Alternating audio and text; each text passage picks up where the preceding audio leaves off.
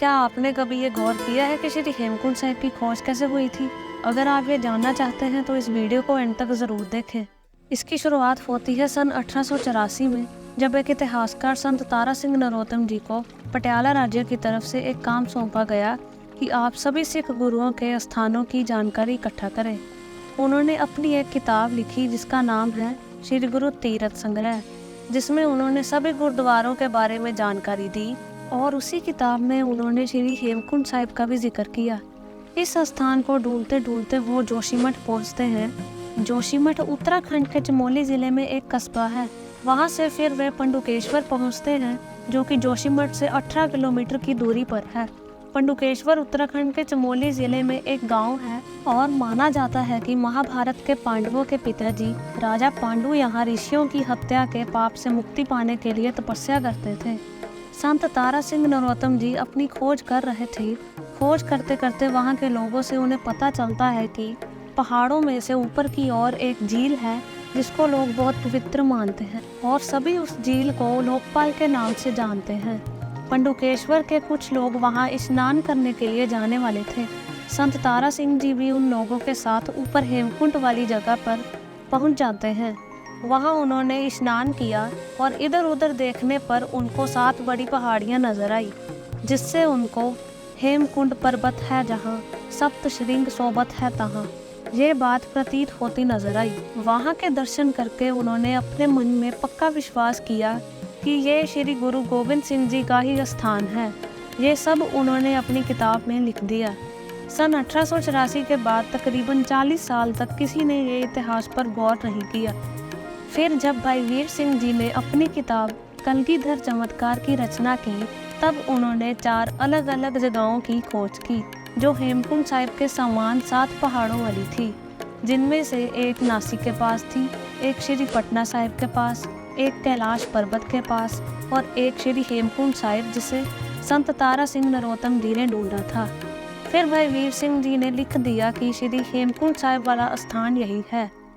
असली कहानी कलगीधर चमत्कार छपने के बाद ही शुरू होती है। बात है 1932 की। सरदार सोहन सिंह, जो उस टाइम इंडियन मिलिट्री में से ग्रंथी रिटायर हुए थे, वो टेहरी गढ़वाल में रहते थे जब उन्होंने कलगीधर चमत्कार पढ़ा था। भाई वीर सिंह जी का वर्णन उन्हें इतना सम्मोहक लगा कि उन्होंने हेमकुंड साहिब का स्थान ढूंढने का संकल्प कर लिया। फिर वो 1933 में श्री हेमकुंड साहिब को ढूंढने के लिए आए, पर उनको वो स्थान नहीं मिला। ज्यादा ठंड होने के कारण उनको अपने घर वापस जाना पड़ा और 1 साल बाद 1934 में वो फिर वहाँ वापस जाते हैं। वो जोशीमठ और पंडुकेश्वर घूमते हैं और वहाँ के लोगों से पूछने पर उन्हें पता चलता है कि ऊपर की तरफ लोकपाल नाम की झील है। फिर वो वहाँ के लोगों की मदद से अलकनंदा नाम की नदी पार करते हैं और उस स्थान पर पहुँच जाते हैं। फिर स्नान करने के बाद और 7 बड़ी पहाड़ियाँ देखने के बाद उन्हें भी संत तारा सिंह नरोत्तम जी जैसे प्रतीत हो जाता है कि ये स्थान श्री हेमकुंड साहिब ही है। फिर वो इस स्थान को ढूंढकर बहुत खुश हो जाते हैं। वहाँ से वापस आते हुए वो मसूरी देहरादून के पास एक गुरुद्वारा साहिब पहुँचते हैं और वहाँ के प्रधान को ये सारी बात बताते हैं, और वहाँ का प्रधान उनकी बात पर गौर नहीं करता। फिर वो अमृतसर साहिब पहुँच के SGPC के पास भी जाते हैं, पर SGPC भी उनकी बात पर कोई ध्यान नहीं देती। फिर वो भाई वीर सिंह जी के पास जाते हैं और वहाँ वो उनके पास 2 दिन के लिए रहते हैं। भाई वीर सिंह जी उनसे उस बारे में पूरी जानकारी लेते हैं और पूरा विश्वास हो जाने पर वो उनको उसी वक्त 2100 रुपये देते हैं और कहते हैं, भाई सोहन सिंह जी, आप वहाँ जाकर श्री हेमकुंड साहिब की सेवा शुरू करवाएं और 10 बाय 10 फुट का एक छोटा सा स्थान बनवा दें। अब भाई सोहन सिंह जी की मुलाकात भाई मोदन सिंह जी से होती है, जो कि पहले इंडियन आर्मी में हवलदार थे। वो उनको भी अपने साथ ले जाते हैं। अब 1935 में इन दोनों ने वहाँ के लोगों और मिस्त्री की मदद से 10 बाय 10 फुट का एक स्थान तैयार करवाना शुरू कर दिया।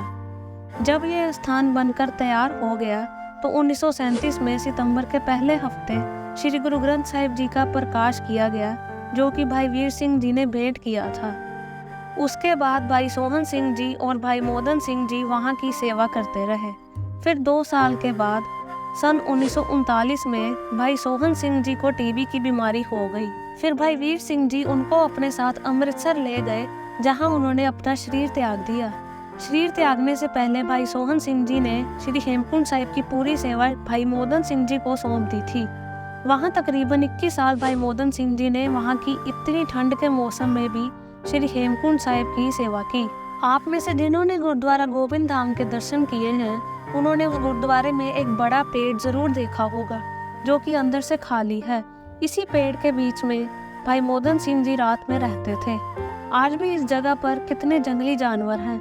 उस समय पर भी कितना डर होता होगा, जहाँ कोई रास्ता नहीं था और जंगल का सुनसान इलाका था।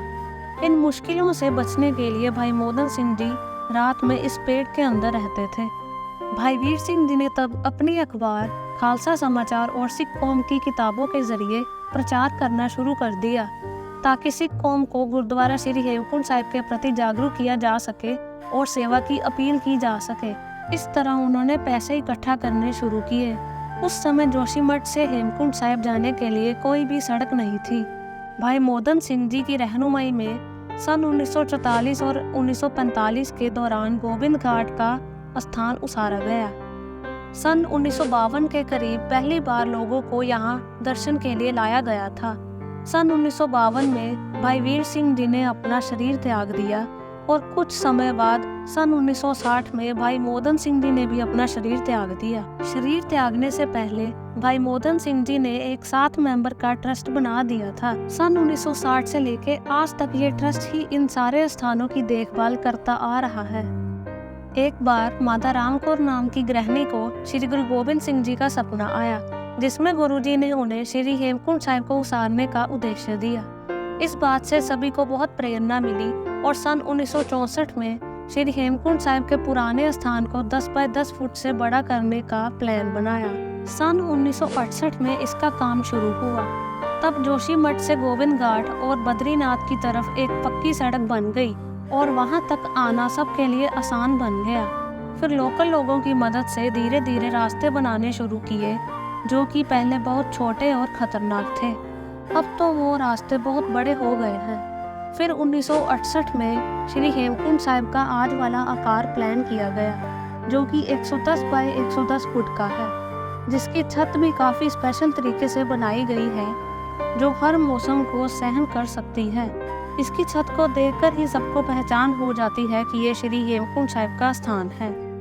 तो इस तरह इन महान सिखों ने बहुत मेहनत के साथ श्री हेमकुंड साहिब की खोज की और इसकी पूरी संभाल की।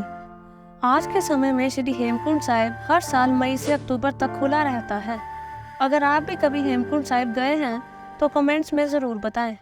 अगर आपको ये वीडियो पसंद आई है तो इसे लाइक ज़रूर करें और ऐसी वीडियोस देखने के लिए हमारे चैनल को सब्सक्राइब करना ना भूलें और बेल आइकन भी ज़रूर दबाएं, ताकि हर वीडियो की नोटिफिकेशन आप तक पहुंच जाए। Thank you.